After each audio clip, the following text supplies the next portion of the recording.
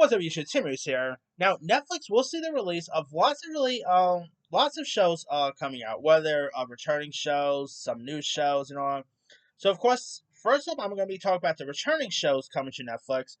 Then I'm going to talk about the new shows that Netflix has out. All right, the returning shows that Netflix has out this year. There could always be a couple of changes, like they could always get delayed or whatever. These are subject to change, but as of right now, the returning shows coming are Stranger Things, the final season, which I cannot wait to see that. I love Stranger Things. The new season of Virgin River, which I don't really watch Virgin River, but I know it has its fans. Um, The Witcher season 4 with Liam Hemsworth. That might be a little controversial, but we'll see. The final season of Outer Banks, which I tried watching, not really for me.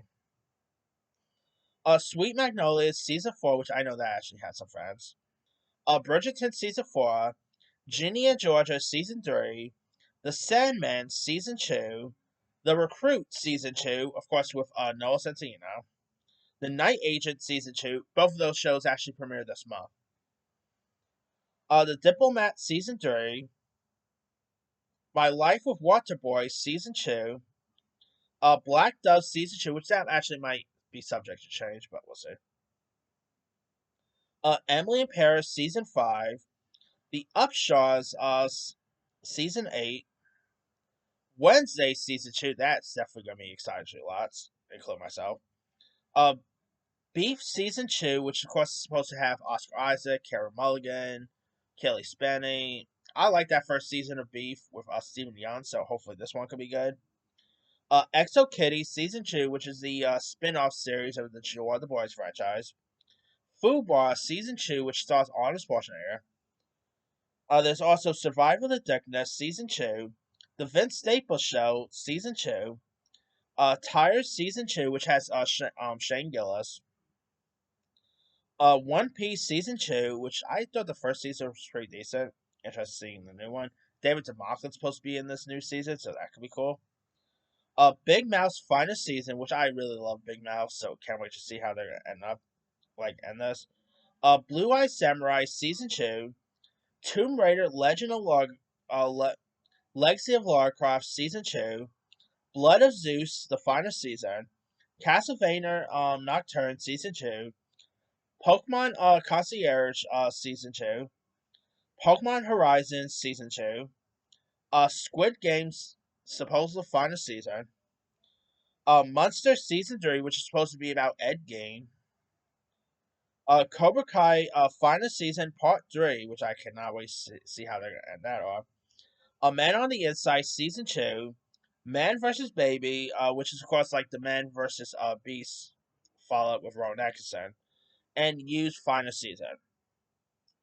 Now, there's probably I'm still not sure if No Good Deed's going to get renewed or whatever, but there are probably some others that I did not really mention here. All right, now here are the new shows coming to Netflix. We got Missing You, which actually just premiered today, which is based on a book by Holland Corbin. Of course, about Detective Kat Donovan's world unravels when she finds her estranged fiance on the dating apps, and this leads Kat to reopen the unsolved mystery surrounding her father's legacy. Could be interesting. Sounds intriguing. We got American Primeval, which stars Taylor Kitsch, Jai Courtney, Betty Gilpin, which is a Western series about examines the fight to gain control of the American West and sometimes violent clash between religion and culture. That does look intriguing. Like the new trailer just got released today. Don't really see always nice to see a new Western show here. We got Zero Day, which stars Robert De Niro, Lizzie Kaplan. It is described as a political conspiracy thriller centering on a devastating global attack. You also got Lizzie Kaplan, Clark Gregg, Angela Bassett, Joan Allen, Connie Britton. Could be an interesting one there. We got The Residents, which is from Shonda Rhimes, which I'm not really, other than How to Get Away with Murder, I'm not really too big with Shonda Rhimes' TV work. I mean, I tried Scandals, not really for me. Not big with Grey's Anatomy. This actually does sound intriguing, though. It stars Uzo Aduba, who you might know as Crazy Eyes from Orange is the New Black, Ken Moreno, Randall Park, Al Franklin. they're having some heavy hitters with this one. The series revolves around a fictional murder scandal involving the staff in the White House. That could be interesting. Oh, we got Adolescence, which stars Stephen Graham, and it's about this high schooler who gets arrested for a murder of a classmate. That could be an interesting one there. We got Apple Cider Vinegar, which stars Caitlin Dever. The series follows wellness guru Belle Gibson and her friend Mila, who use their platform to cure people. Gibson, of course, takes the true fall as she fools her following and the world with a shocking cancer diagnosis. I like it. I've always liked Caitlin Dever ever since Last Man Standing fame, and this sounds and they did drop a little trailer. It does look intriguing, so hopefully it can be good. We got The Choice, which stars Julie Delpy, who you might know from the Before trilogy.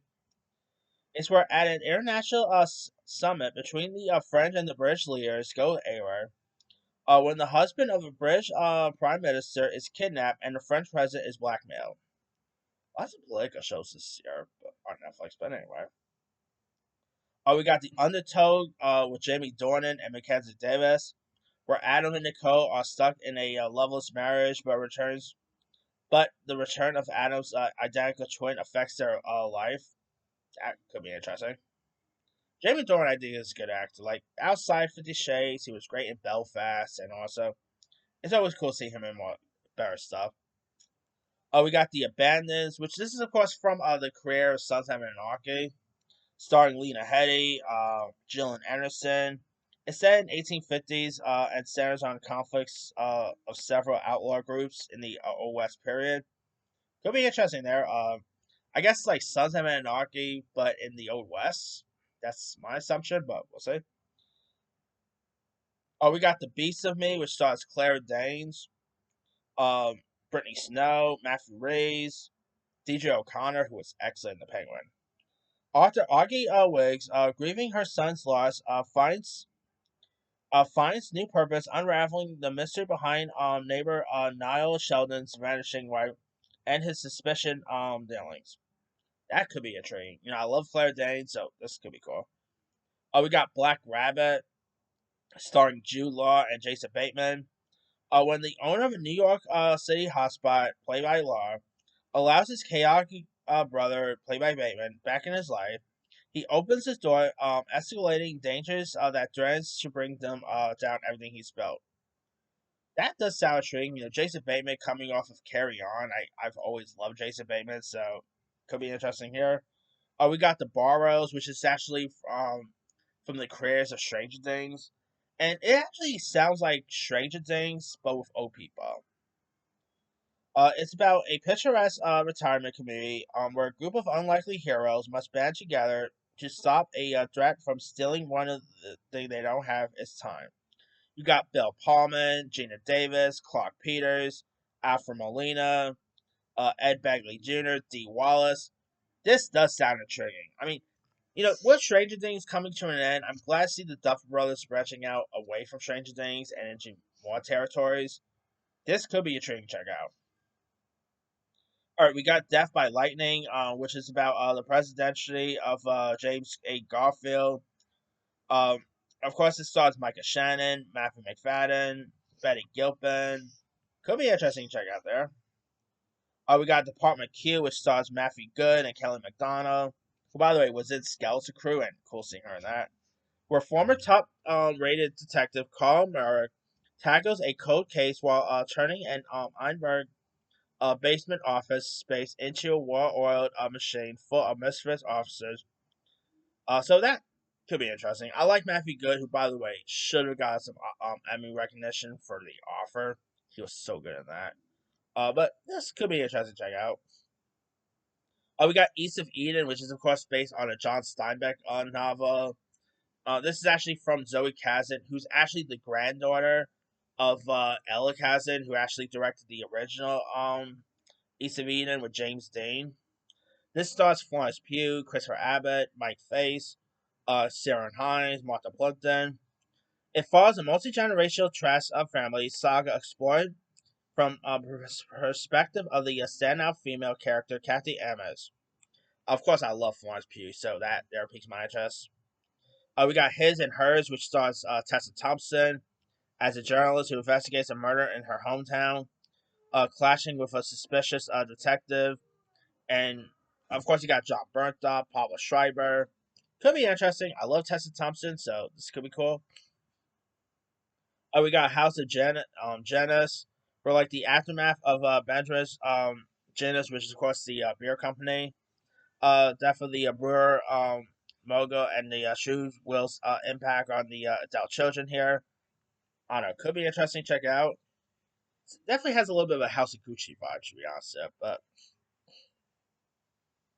all right, we got Man on Fire, which cool year for Yahya Abdul-Mateen the second, by the way. He has this Wonder Man. He's eating up good this year. This is of course based on the Denzel film, which also is itself based on a French film. It's actually based on a book more, but it follows John Creasy, who's a wounded former mercenary on a quest to get revenge for the loss of his only companion while defending the door of the dead colleague. Could be interesting. You know, I like Yahya Abdul-Mateen the second, so could be intriguing. Oh, we got Out of the Dust, which stars Asa Butterfield. You know, coming off of that show he did, Sex Education, which I enjoyed there. It follows the staff of a Miami's busiest level one trauma center as they navigate medical emergencies and their personal lives. Oh no, I'm reading the wrong one. That's Pulse. Out of the Dust is about a wife and a mother who, in a religious sect, begins the journey of female emancipation following a chance encounter. I like Asa Butterfield, so that could be good. Now, as for Pulse, I was reading the wrong one. My bad. It stars Justine Mikado, who was in that One Day at a Time reboot. Will Fitzgerald, who's great in Strange Darling. Jesse T. Usher from The Boys fame. It follows the staff of Miami busiest level one trauma center as they navigate medical emergencies. So, of course, it is like a medical type show. Could be interesting to check out. Who doesn't love a good medical show, right? We got Ransom Cannon, which stars Josh Duhamel, Mika Kelly, Lizzie Green, James Brolin. It's a romance-fueled family drama and western saga that charts the intersecting lives and loves of these wrenching families. Could be interesting to see there. We got the Seven Dials of Murder, which stars Helen Bonham Carter, Martin Freeman. Uh, and it takes place in 1925, where a country house party prank turns deadly. Where of course Lady Eileen Bundle investigates the chilling murder plot. That could be interesting to check out. We got Toxic Town, which stars Amy Lou Wood, who was also in Sex Education. That Doctor Who star Jodie Whittaker. It follows the story of three mothers involved in the toxic waste case, Corby toxic waste case. I don't know much about that, but that could be cool. We got Untamed, which stars Eric Bana, Sam Neill, Rosemary DeWitt, where a body is discovered in Yosemite National Park. So I guess a murder mystery right there. The Waterfront, which is from Kevin Williamson, who you guys know he wrote the Scream movies, but he also was a creator on Dawson's Creek, which I think a lot of people always forget about. Now, this of course stars Hope McNeely, Maria Bello, Melissa Benoist, and it's where like as their story North Carolina fishing empire decays, the Buckleys grapple to revive their maritime heritage. That could be interesting to check out. We got Running Point, which stars Kate Hudson, Brenda Song, Ike Barinholtz from Mindy Kaling, who I really quite like. Velma aside, but she did do Never Have I Ever as well, which is maybe one of my favorite Netflix shows. When the only sister of a family of brothers, is ambitious and often overlooked. Uh, but of course, when her brother is forced to resign from his position as president of the LA Ways, she's appointed in his place. So of course, it's like a basketball type show. So it'll be interesting. You know, I like Kate Hudson, Ike Barinholtz, Max Greenfield's always good. So that could be cool. We got The Corpse, which stars Malice Helzer, who was in Dirty Reasons Why, which I enjoy. Vera Farmiga's also in this. It's about bully 18, Cameron joins the Marine Corps with his best friend, despite risks, here. And so that could be interesting to check out. We got the Four Seasons, which stars Tina Fey and Steve Carell, based on the Alan Alda Carol Burnett film. Uh, Now this is about three suburb couples vacation together each season, but tensions arise when one couple splits up and the husband brings a much younger woman on the trips. And Coleman Domingo's also in this. Will Forte. That could be interesting. I love Tina Fey. Steve Carell's always good, so that could be cool. We got another sports series coming called Golf, which stars Will Ferrell and follows professional golfer as he becomes the face of a new controversial league. Following professional golfer as he becomes the face of a new controversial league here. So I don't know. That could be interesting. Great year for golf, by the way, with Happy Gilmore 2. Owen Wilson has a golf series. That's coming to Apple. I'll get you that in a separate video. But I don't know. This could be interesting to check out. I love Will Ferrell, so that could be cool. We got a show called Sirens, which stars Julianne Moore. If Megan Faye, the new Supergirl Millie Alcox is in this. It unfolds throughout the one explosive weekend as a lavish beach estate, and and so yeah, I mean Julianne Moore is supposed to be playing like this woman who has like a weird relationship with this other with like this colleague or whatever. So I don't know. It is from the same career that Margaret Qualley show called Maid, which is pretty good. So could be intriguing. We got Too Much, which is actually from Lena Dunham and stars Megan Stellar from what you call it, Hacks fame. You also got Rita Wilson, Andre Renales, Emily Wachowska. It's where like New Yorker Jessica starts a new life in London as a disastrous breakup and finds correction with Felix. Oh, Real Permanent's also in this. Could be intriguing to check out. We got Wayward coming out. We're like starring Mia Martin, Illick, Ellen Lynn, who was Lexi on Chucky, Tony Collette's in this.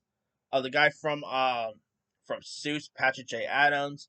It's set in the pleasant yet sinister town. The series is a thriller that will explore the dark underbelly of the troubled teen industry. It'll be interesting to check out there. We got Long Story Short, which this is from the career of BoJack Horseman, which I enjoy. BoJack. It's where families' shared history, inside jokes, and old wounds are explored in this adult comedy spanning multiple years. And if you guys have never watched BoJack Horseman, you can find all its seasons on Netflix. Go watch it. It's like one of their first earliest animated shows they've done. It's hilarious. Definitely check out BoJack.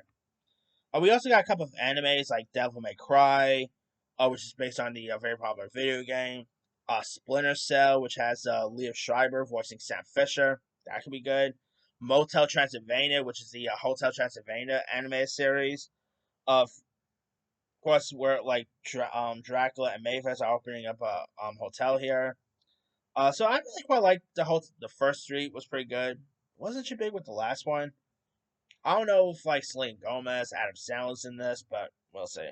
And last but not least, we got Liane, which is of course Chuck Lorre's new series, which stars comedian Liane Morgan, Ron Stiles, Blake Clark, Kristen Johnson, Graham Rogers. Hey, I like Chuck Lorre. You know, he gave us like Two and a Half Men, Big Bang Theory. Chuck Lorre always makes some good stuff. So I don't know. This could be a train check out too. So yeah, lots of good programs to look forward to. Again, there's probably some I probably left off on this list. I mean, obviously, there's probably some international, maybe some docu series I left off here. But let me let you guys. What are some shows you're looking forward to watch in 2025 on Netflix? Drop comments below. Don't forget to like, subscribe, hit that bell for notification. This is Timmy signing.